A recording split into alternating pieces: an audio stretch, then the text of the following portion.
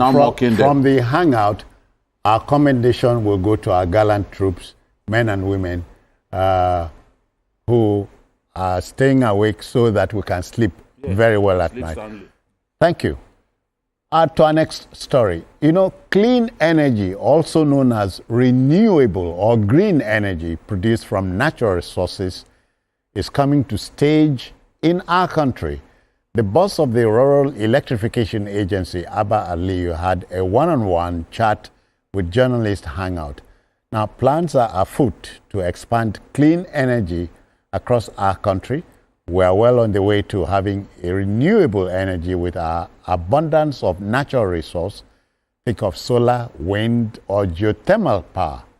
Let's share that interview with our own Babajide Kolade Otutoji with you. Let's go there. Thank you.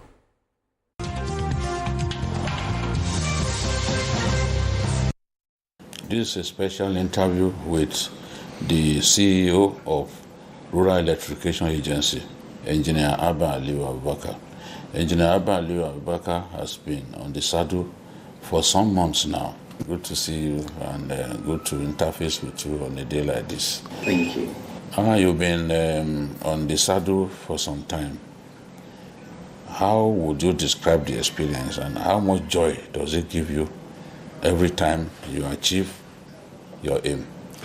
Thank you very much. Yeah, as you rightly said, I've been the Managing Director and Chief Executive Officer of Rural Electrification Agency for over a year. Being at the helms of the affairs of the Rural Electrification Agency is a different ballgame. The challenges are quite enormous. Yeah. The country, Nigeria, it's one country that has the highest number of people that are without access to electricity.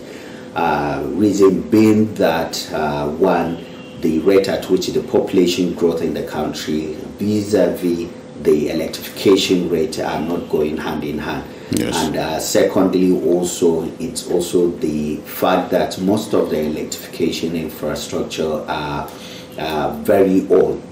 There has not been significant investment in the rapid electrification, more especially in the rural areas. Mm-hmm. So we have quite a very big mandate of addressing the challenge and at the same time also creating reliability for areas that are without reliability. Mm-hmm. Quite all right, this is one job that gives you joy when you deliver. Yes. When you go to rural areas that are without electricity and you deploy this infrastructure and you see that infrastructure catalyzing a socio-economic development within that area and you see the joy that you create in the lives of people, it quite gives you that joy as well. Yes. Seeing how you are transforming lives in the people's life, more especially in the rural areas.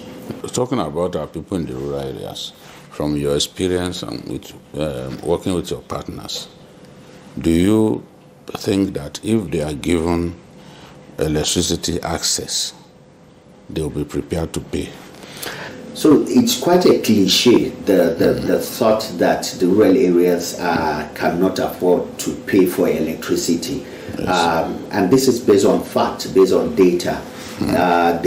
Our electricity payment rate in the rural areas is even higher than that of the urban areas. Wow. Of course, their consumption is very low, yes. But it's within the rural areas, it's even a shame for one not to be able to pay for the electricity. So their very payment rate, it's very high, and secondly, they are very conscious or electricity efficient in that way. They know that if I'm leaving my household, I need to switch off the electricity to reduce my bill. There was a time the vice president of the World Bank came and we went to one of the communities in Kwali that we deployed solar infrastructure. Yes. He was amazed to find out that the people in these rural communities, they even buy their electricity token using their mobile app, and they switch off their electricity to make sure that they reduce the costs or the bill that comes with it. So it's very well developed. It's that cliche thinking that they don't have the means to pay. It's not there. It's just thinking they pay for electricity, they have the means to pay for electricity, and the electricity deployment in these rural areas also catalyze economic activities for them to even have more economic means to pay for this electricity. Yes. Do you experience energy theft, as is often the case with the discourse and all that? In terms of renewable energy, does it happen? So because wherever we go, when we produce, when we deploy our infrastructure, we deploy it with 100% metering. All the rural areas that we put our mini grid, that's 100% metering. Not only that, we also deploy our SCADA system. That is a system that we use to detect every electron that is being generated, where it goes, and accounting for that electron. So we do not, and this is learning from what has happened on the on-grid, what is happening at the disco level. So that is why, as we go, we deploy the distribution network, we do metering, and we ensure that we have a means of communicating. From this office, we can communicate with all the mini grids that we deploy. We can see the level of generation, we can see the level of consumption, even at a point of sale level, which is at the meter level. So that is why all these thefts, economic losses, commercial losses, we hardly experience it as much as what is being experienced at the on-grid level. Okay. Let us talk about your plan for the tertiary institutions in our country, the universities, the polytechnics. I'm aware of your efforts. You have given the people renewable energy access. What do you intend to do going forward? What are your immediate plans? We designed a landmark project called Energizing Education Program, where we intervene in these particular federal universities. The Honorable Minister of Power mandated Rural Electrification Agency to intervene in 4 critical sectors.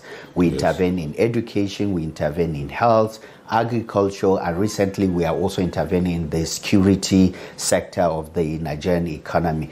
Now, for the education, what we do is to go to this federal university and deploy hybrid mini grid in these universities that will provide 24/7 sustainable, reliable, and affordable electricity for the universities. When you look at the universities, one of the challenges they are experiencing is the affordability. They are able to afford the electricity that they are consuming. And that is why the leadership of Mr. President provided us with the funding to intervene, to provide them with this mini grid. We have just completed 7 universities. University of Maiduguri, where we deployed one of the biggest mini grid, a 12 megawatt interconnected mini grid powering the university, the teaching hospital, and even have excess capacity that we want to power the water treatment plant in the Maiduguri Metropolitan. We have it in the University of Abuja, a 3 megawatt. We have it also University of Calabar, where we power the university and the teaching hospital. We have it also at the University of Umudike in Abia State. We have it at Federal University of Agriculture, Akure also. So these 7 universities have been completed. And one important thing is that in all this university, we deploy also a world-class training center where we equip it with renewable equipment to provide the university with an opportunity to continue to build talent pipeline, train these students in renewable energy technology. So as we completed the 7 university and 2 teaching hospital, the federal government, under the leadership of Mr. President, provided us with additional funding, and now we are working in another set of 8 universities and 1 teaching hospital. University of Port Harcourt, University of Uyo, Federal University of Technology, Imo Owerri State, Federal University of Technology in Yola, Lokoja, Nasarawa, I mentioned Uyo. So these 8 universities are also set of universities that we are about to complete. We'll start commissioning of these 8 universities in the next 2 months. And at the same time, as we are completing this round, the federal government, still through the Renewed Hope Infrastructure Fund, provided us with additional funding to intervene in another 8 set of universities. Obafemi Awolowo University, University of Ibadan, University of Lagos, University of Nigeria in Nsukka, Ahmadu Bello University, Federal University, Wukari in Taraba, Federal University in Dutse, Jigawa State, then University of Benin. This set of 8 universities, we just signed a collaborative agreement with the university and the Federal Ministry of Education, and we are now about to intervene in these universities. In all, we deploy the mini-grid that generate the electricity, upgrade the entire distribution network, provide 100% metering, deployed SCADA system that would make sure that we communicate with this mini-grid to ensure the viability and optimize the operation of this mini-grid. Let's talk about the tertiary health institutions. It was in the news some time ago that, the University College Hospital, Ibadan. UCH, yes, which is the teaching hospital of the University of Ibadan, was owing a lot of money, and the discos disconnected power to them. What are you doing to assist these tertiary health institutions to have access to electricity so that they can continue to provide service efficiently? So the swiftness of the Honorable Minister of Power is what made us to quickly deploy and start designing this intervention. Like I told you, under the Renewed Hope Infrastructure Fund, we are now targeting the University of Ibadan and the teaching hospital. Yeah. And I told you that we also intervene at the University of Maiduguri Teaching Hospital, University of Calabar Teaching Hospital, and University of Port Harcourt Teaching Hospital. So we have that specific also design intervention in different health institutions. Yes. I must also said that we deployed 50 containerized mini-grid in 100 different federal, tertiary, secondary, and primary health centers across the country. But even beyond that, the president approved a concept, the National Public Sector Solarization Initiative, where we got a funding of about 100 billion under the 2025 capital project. Through that intervention, we are also going further to intervene in other health institution. We are going to intervene in Aminu Kano Teaching Hospital that is under Bayero University, Kano. We are going to intervene at the National Orthopedic Hospital that is in Enugu. We are also going to intervene in federal medical centers. So all these interventions are being designed to make sure that these critical health infrastructures are also provided with sustainable, reliable, and cost-effective electricity in that. Not only the health, like I mentioned, we also intervene in agricultural sectors where we map different agricultural hubs, agricultural clusters, yes, and deploy this mini-grid to, 1, increase the agricultural production, and 2, reduce post-harvest losses, which is one of the greatest challenges affecting the food security in the country. Yes. We provide this reliable electricity where farmers that work within these clusters or hub will have opportunity to preserve their food produce, and at the same time also process it. One of our landmark project that is called the Africa Mini Grid Project. Currently, we are deploying 18 mini grid in different agricultural hubs and clusters. One of which is in a community called Alheri Community in Kwampam in Jos Plateau State, where they produce rice. By deploying our mini grid, it has reduced their cost of production by 50%. That makes them more competitive, and they can go back to their processing of this rice in it. So this is what we are doing in these sectors. Now, a country like Morocco has made a name for itself in terms of renewable energy, especially solar.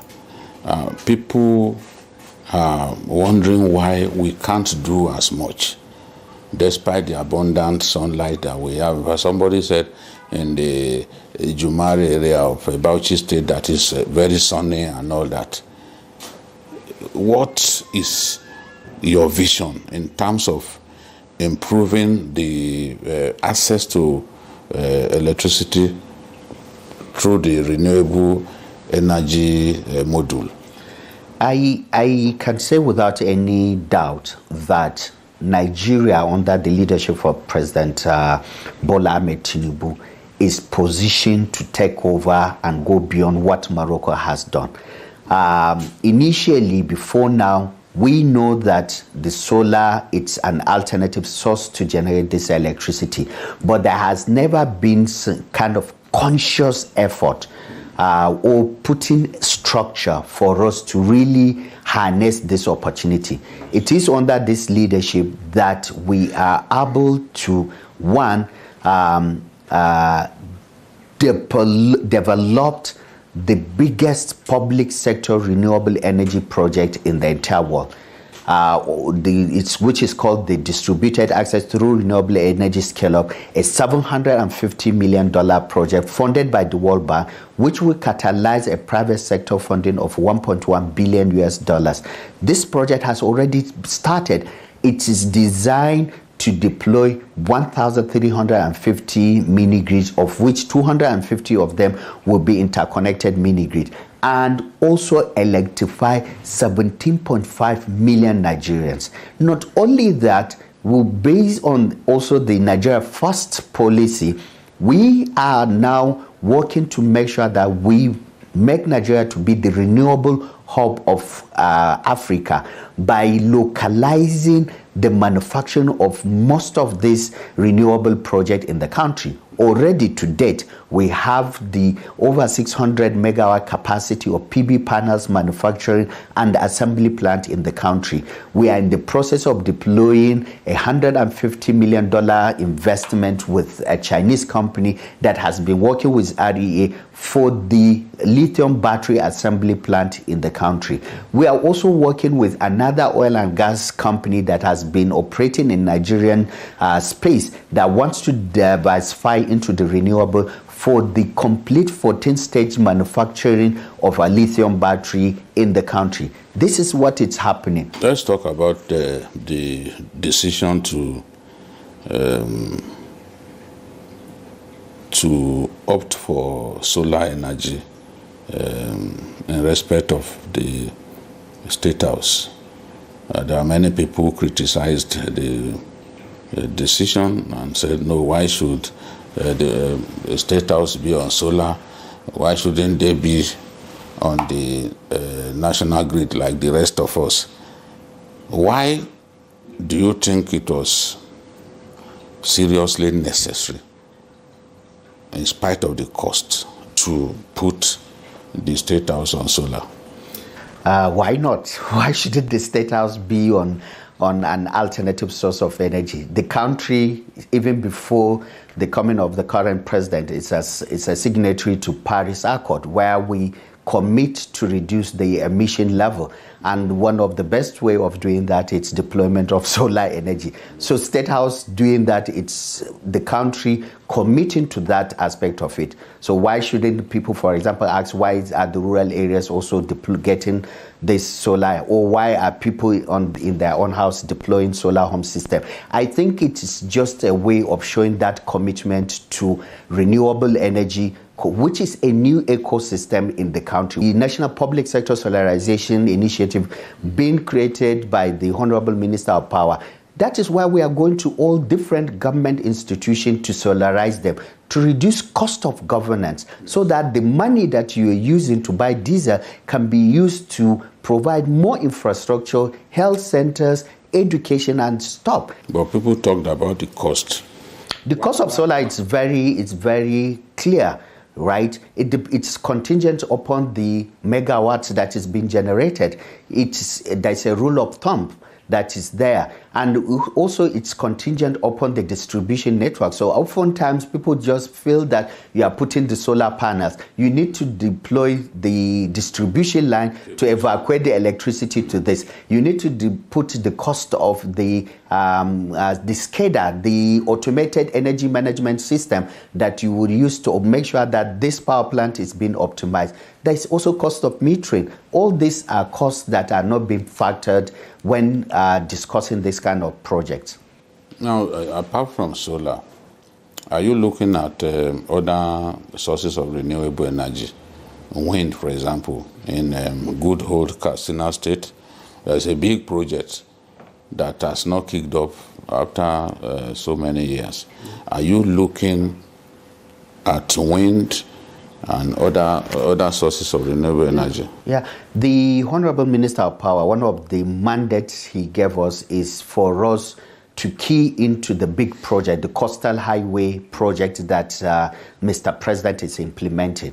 What the Minister of Power told us is that all those states at the coastal area that will benefit from this coastal highway now have this opportunity for also integrating, harnessing the wind energy, because those areas are known to have very high potential of coastal wind that can generate electricity. So we are integrating ourselves. What we are doing now is to start to carry out study around those areas and see what wind energy potential that we can harness into that. That is one.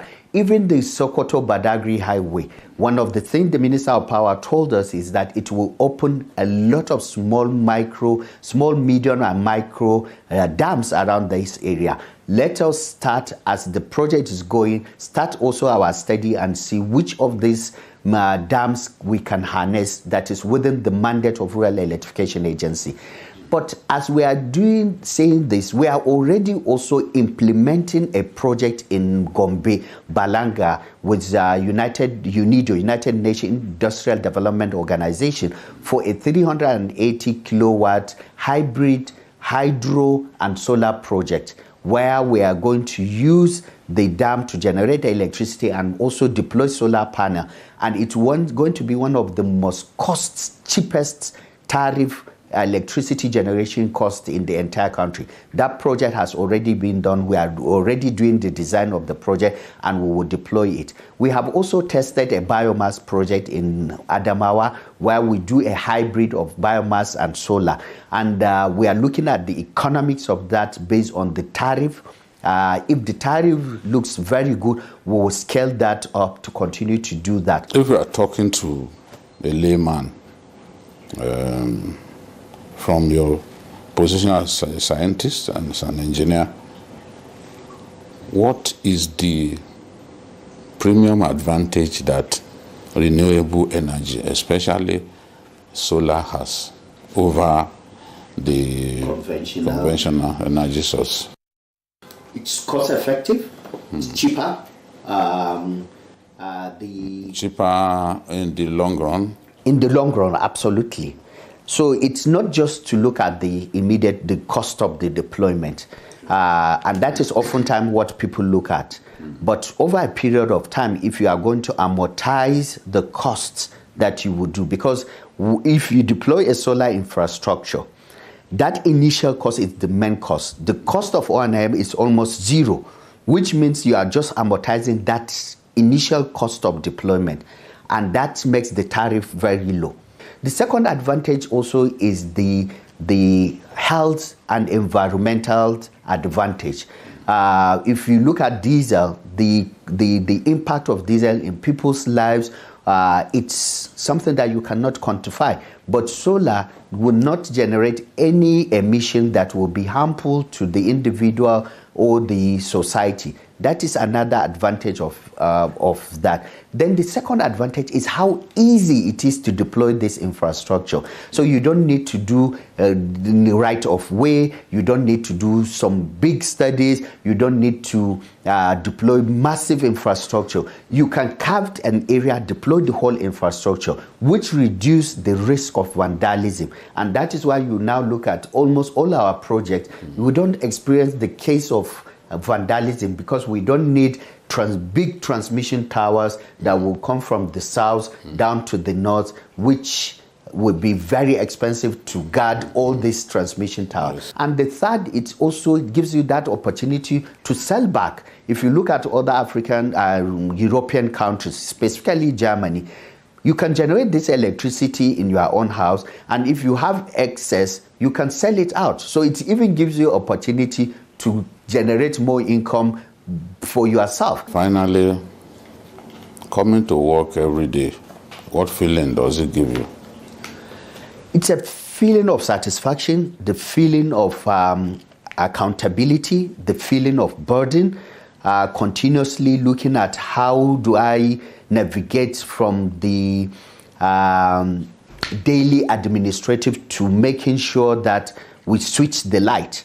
Because whatever I'm doing in the office, if we are not out there switching the light, getting people connected, it's as useless as anything. So navigating, shortening the project development period to make sure that more people are connected. How do we deploy massive infrastructures within the communities to make sure that these 80 million people that are without electricity have been reduced?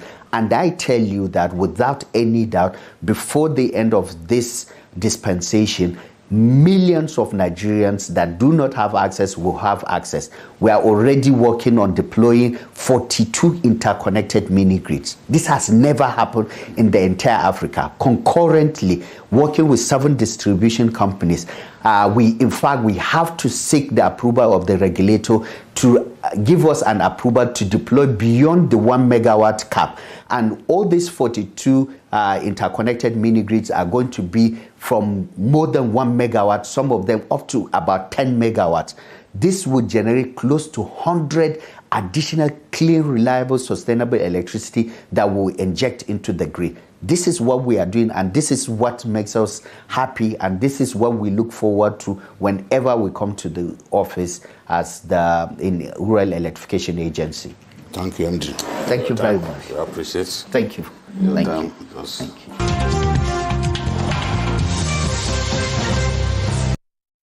All right, and after watching that, gentleman, you cannot but say, we wish the man there Godspeed. Aliyu. Yeah, we wish him Godspeed because, what he's telling you and I might be ambitious, but he says it is achievable because we have the thing in abundance here. Solar, we have wind and water. Yes, it's hydro. Hydro. And we have sun. Even, what is it called? You can generate electricity from sugarcane, for example. Okay, yeah. And these are renewable energy sources, no emissions and so on. Yeah. Yes. You know, sometimes it pays to look at what the competition is doing. Okay. And when I talk about competition, I'm looking at African countries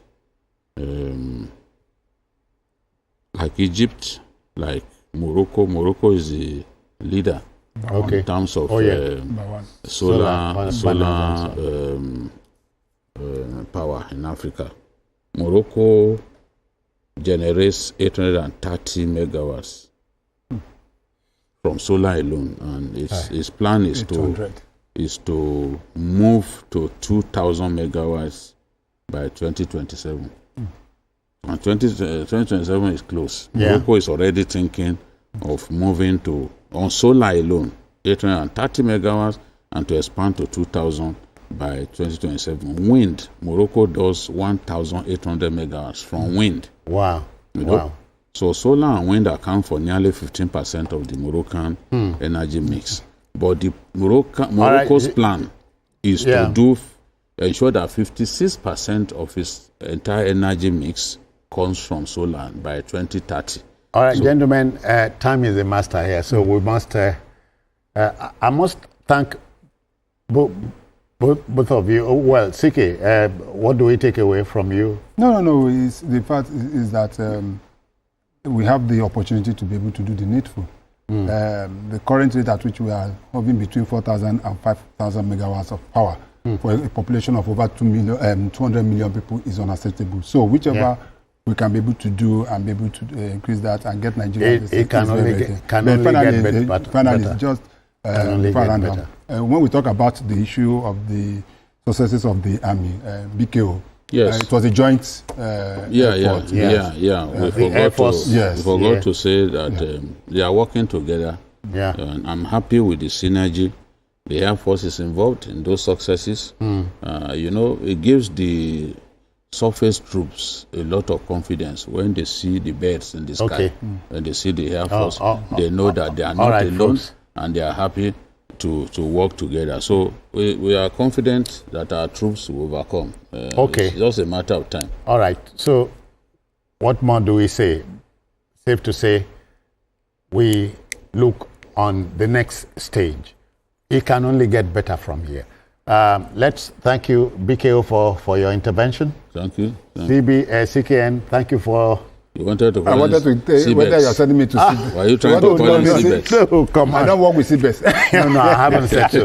All right, thanks for having me. That will just about do it on Journalist Hangout this Sunday. Join us tomorrow for the regular episode of the program. It kicks off at 5 p.m. You may watch the repeat broadcast of this particular episode later tonight at 11:30. Just to inform you, we are on YouTube at youtube.com/TVC News Nigeria. And so on behalf of the ever-ready Backroom Boys, I am Citizen Jones Osen. Bye-bye now. Take care.